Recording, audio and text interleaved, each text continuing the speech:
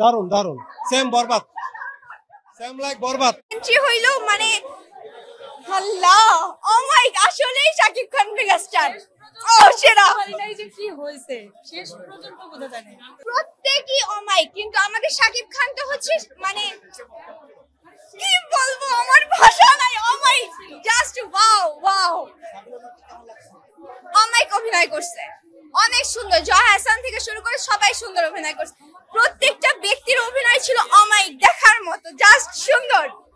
অনেক সুন্দর আরেকটা কথা বলতে চাই মেগাস্টার শাকিব খানকে সবাই বলে সুপারস্টার তারপর মেগাস্টার ঢালিউড বাদশাহ নবাব কিং খান সুপারস্টার এই সেই হানতান কিন্তু আমি আজকে আরো একটা কথা বলতে চাই শাকিব খানের নামের আগে জাতীয় স্টার বসতে হবে আমাদেরকে কেউ যখন প্রশ্ন করে বাংলাদেশের জাতীয় নায়ককে তখন আমরা এক বাক্যে এক উত্তরে একটা কথা শাকিব খান শাকিব খান শাকিব খান বাংলাদেশের জাতীয় ফুল কি শাপলা বাংলাদেশের জাতীয় ফল কি কাঁঠাল বাংলাদেশের জাতীয় মাছ কি ইলিশ মাছ তাহলে আমরা এটাও বলতে বাধ্য হচ্ছে বাংলাদেশে জাতীয় হিরোকে শাকিব খান শাকিব খান শাকিব খান বাংলাদেশে আর কোনোদিন জাতীয় স্টার আসবে না আসবে না আসবে না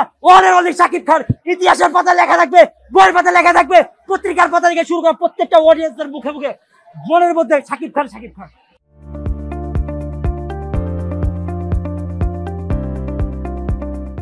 বলার মতো কোনো ভাষা নাই আসলে অ্যাক্টিং বেস আর বিজিএম যা ছিল মোটামুটি 100-তে 100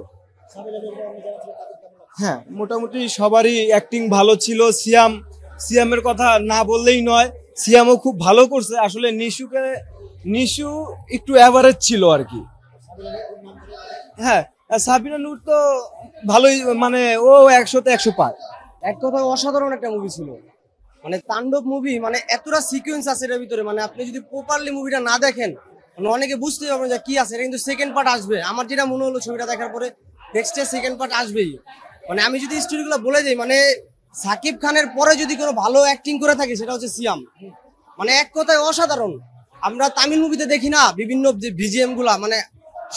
শিওরন জেগে যায় এক কথায় মানে যে অ্যাকশন সিন মানে এক কথায় অসাধারণ যে সাবিনা নূর ওনার অ্যাক্টিংও খুব ভালো ছিল উনি খুব সুন্দর অ্যাক্টিং করছে আর আমার কাছে সাকিব খানের অ্যাক্টিং তো সবসময় ভালো লাগে আর হচ্ছে সিয়াম ভাইয়ের অ্যাক্টিং খুব সুন্দর ছিল মানে এক কথা অসাধারণ জয়া কিন্তু খারাপ করে নাই জয়াও ভালো করছে এখানে ছিল সালাউদ্দিন লাবলু ছিল ফজলুল বাবু ছিল আরো অনেকে ছিল তো মোটামুটি দুর্দান্ত ছিল এখানে বলার কিছু নাই পার্ট 2 তে আমরা বুঝতে পারবো যে এইখানে কি টুইস্টার রেখে দিয়েছে অস্থির শাকিব খানের যে ফিল্ম এবং তার চাহনি তার লাস্টের যে সিনটা অস্থির হয়েছে সিয়াম ভাইয়ের সিনটা আরো ভালো হয়েছে তার সিনটা প্রথম থেকে এবং মাঝখান পর্যন্ত অস্থির সিনেমা আসলে ভালো লাগছে বলতে গেলে কিন্তু এই যে তাণ্ডব আমি মনে করি যে এটা অনেকে নিবে না একটু মানে বেশি হয়ে গেছে গোমর মানে পেঁচগুলো একটু বেশি হয়ে গেছে আসলে এইটার জন্য আলাদা কিছু দর্শক দরকার ছিল যারা এটা আসলে বুঝতে ওইভাবে সক্ষম বা মেন্টালিটি লাগবে তো হচ্ছে কি এটা অনেক দর্শকরা হচ্ছে কি এটা নিতে পারবে না আমি মনে করি যে এটার জন্য আলাদা দর্শক দরকার ছিল আর বলতে গেলে শাকিব ভাইয়ের অভিনয় 100-100 আর কাকে বলবো আপনার নিশু ভাই আর শাকিব ভাইয়ের তো এটা আসলে বলা যায় না এখানে ভালো না হলে আমি তাণ্ডব 2টা বেস্ট হবে সবচেয়ে আমি মনে করি তাণ্ডব 2টা বেস্ট হবে আমার যেটা মনে হয়েছে তবে এই যে তাণ্ডব 1 যেটা ছিল এটা অনেকে নিতে পারবে অনেক কষ্ট হয়েছে আমারই দেখার পর থেকে মাথা এটা মানে প্রতিটা ইয়াতেই মানে প্রতিটা মোচরেই টুইস্ট আছে বাট আসলে এটা সবাই নিতে পারবে না আমি মনে করি চেঞ্জ আছে আর এবং এটা আর কি অনেকে মানে মাথা হ্যাং হয়ে যাইতে পারে জয় হাসান অভিনয় ভালো ছিল অনেক ভালো ছিল তাছাড়া আমাদের সিএম ভাইয়ের অভিনয় আমি মনে করি 100-100 ছিল মানে নতুন একটা লুক ক্যারেক্টার মানে অসাধারণ ছিল সিএম ভাইয়ের অভিনয়